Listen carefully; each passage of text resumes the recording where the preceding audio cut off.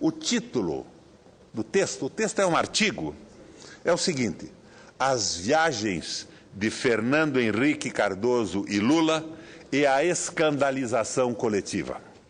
Diz o autor, abre aspas, um presidente brasileiro está rodando o mundo em viagens patrocinadas por empresas e corporações que cresceram e ganharam muito dinheiro em seu período de governo. Nessas viagens, a presença do ex-presidente ajuda as empresas patrocinadoras a captar investimentos e ganhar mercados. As empresas amigas também patrocinam palestras desse líder político no Brasil e contribuem com fundos milionários para um instituto que leva o seu nome e destina-se a preservar a sua memória. Coisa terrível, não é, senador Viana? Se esse presidente se chamasse Luiz Inácio, suas atividades no exterior seriam manchete da Folha de São Paulo, colocando-o sob suspeita de atuar como lobista destas empresas sujas.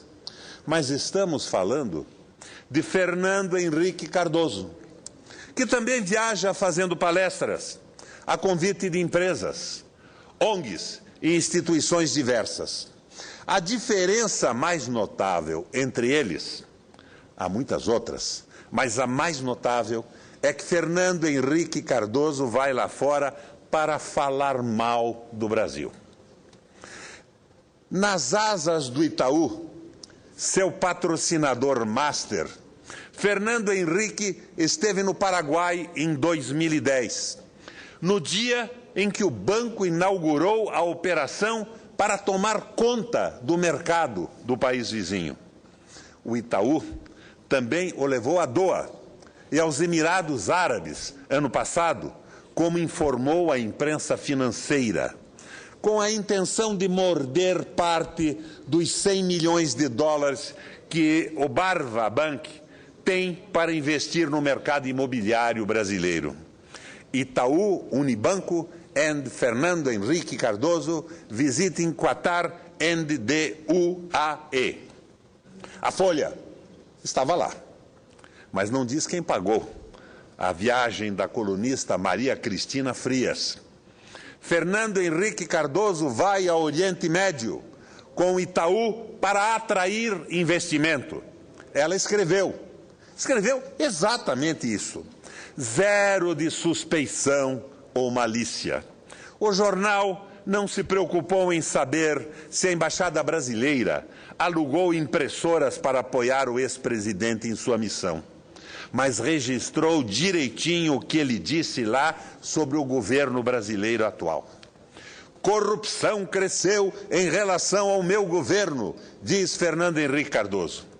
Com esse papo, o ex deve ter atraído investimentos para o Chile, não, seguramente, para o Brasil. Fernando Henrique Cardoso também falou mal do Brasil quando foi à China em maio passado, de novo pelas asas do Itaú. Nem parece que é um banco, mas parece ser uma agência de viagens. Reclamou do ajuste do câmbio, da falta de planejamento e fez o comercial do patrocinador. Baixar a taxa de juros no Brasil é importante, mas tem que olhar as consequências. Fecha aspas. Ele disse exatamente isso aos chineses. O Estadão resumiu no título a visão de Brasil que Fernando Henrique passou em Pequim. Não se pode crescer a qualquer custo, disse Fernando Henrique Cardoso. Em novembro do ano passado, a casa americana JP Morgan pagou Fernando Henrique Cardoso para falar do Brasil sem sair de casa. O Brasil está pagando o preço por não ter dado continuidade aos avanços implementados, entre aspas, ele disse, numa palestra para investidores estrangeiros em São Paulo. Na edição deste sábado, a Folha sugere ao Ministério Público que promova uma ação para alguém devolver gastos indevidos com horas extras de motoristas e deslocamento de funcionários nas embaixadas por onde Lula passou. Mas não se comove com o fato da estatal paulista Sabesp ter pingado 500 mil na caixinha do Instituto FHC. Ah, fosse o Visanete, o que estaria dizendo em voz alta e com aquela sua firmeza característica o Joaquim Barbosa? Fernando Henrique ainda era presidente da República em 2002, quando chamou ao Palácio Alvorada os donos de meia dúzia de empresas para alavancar o instituto que ainda iria criar. Odebrecht, Camargo Correia, Bradesco, Itaú, CSN, Klabin e Suzano. A elas se juntaria a Ambev. Juntas, pingaram 7 milhões no chapéu de FHC. Mas foi o Tesouro que pagou o jantar, descrito em detalhes nesta reportagem da revista Época. Todos à mesa eram gratos a Fernando Henrique pelo Plano Real. E não se duvide de que alguns tenham coçado o bolso por idealismo. Acredito que até isso poderia ter acontecido. Mas se a Folha utilizasse o mesmo orelho com que trata Lula, teria registrado que o Itaú e o Bradesco eram gratos pela maior taxa de juros do mundo, que passou a ser recorde no livro Guinness. A Ambev deve ser o monopólio ao CAD dos tucanos. A CSN é a primogênita da privataria e quase todos ali deviam algum ao BNDES. FHC e seu instituto prosperaram. No primeiro ano como ex-presidente, ele faturou 3 milhões em palestras. Abre aspas. O critério é cobrar metade do que cobra o Bill Clinton, explicou modestamente um assessor de Fernando Henrique Cardoso. A primeira palestra, de $150 mil de cachê, que serviu de parâmetro para as demais, foi bancada pela Ambev. Valia muitas cervejas. O Instituto Fernando Henrique Cardoso já tinha 15 milhões em caixa e planejava gastar o dobro disso em instalações. O Instituto Fernando Henrique Cardoso abriga o projeto Memória das Telecomunicações. Esqueçam o que ele escreveu, mas não esqueçam nunca o que ele privatizou. Patrocinado, naturalmente, pela Telefônica de Espanha. Todas as empresas citadas nesse relato são anunciantes da Folha de São Paulo e estão acima de qualquer suspeita enquanto anunciantes. Apodrecem aos olhos do jornal quando se aproximam de Lula. Lula não pode, a Fernando Henrique tudo é permitido. Eis aí o segundo recado da série de manchetes. Afastem-se dele os homens de bem. O primeiro recado, está claro, é mãos ao alto, Lula. A Folha também se considera acima de qualquer suspeita. Só não consegue mais disfarçar o ódio pessoal que move sua campanha contra o ex-presidente Lula. Fecham-se as aspas da citação.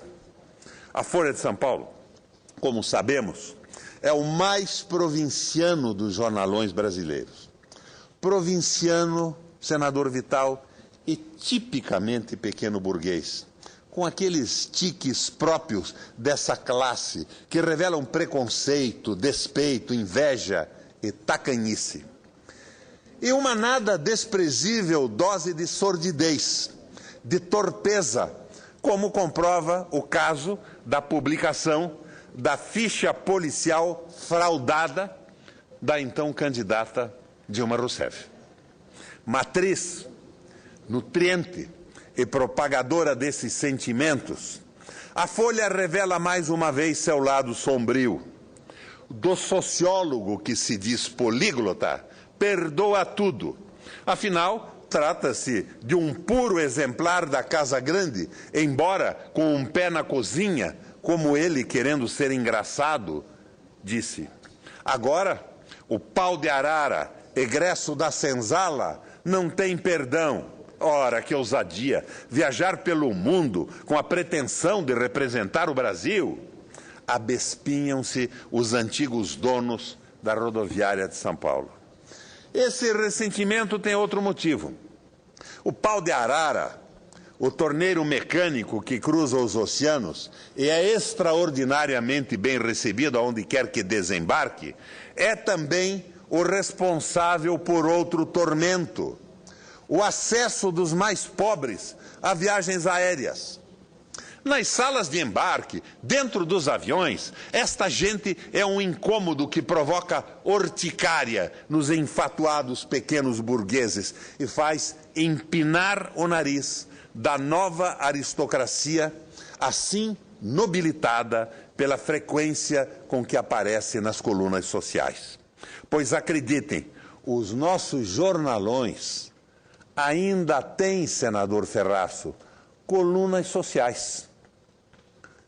Eles ainda dão um ênfase e uma importância enorme para as colunas sociais, dos endinheirados, dos que saíram da Casa Grande, dos que têm receio e medo da senzala. Aquele medo conhecido, o medo dos que não dormem, que tem pelos que não comem. Os que não comem porque não têm o que comer. E os que não dormem, seguramente, pelo medo que têm dos que não comem. Assim, quando reclama das viagens de Lula no fundo, a Folha está deplorando o aborrecimento do acesso dos pobres às viagens aéreas. Ela gostaria que uns e outros ficassem em terra, ocupando os seus lugares. Imagina agora, com esta brutalidade que o Congresso aprontou, trazendo para a legislação trabalhista todos os direitos das empregadas domésticas. A Folha de São Paulo tem mais com o que se preocupar.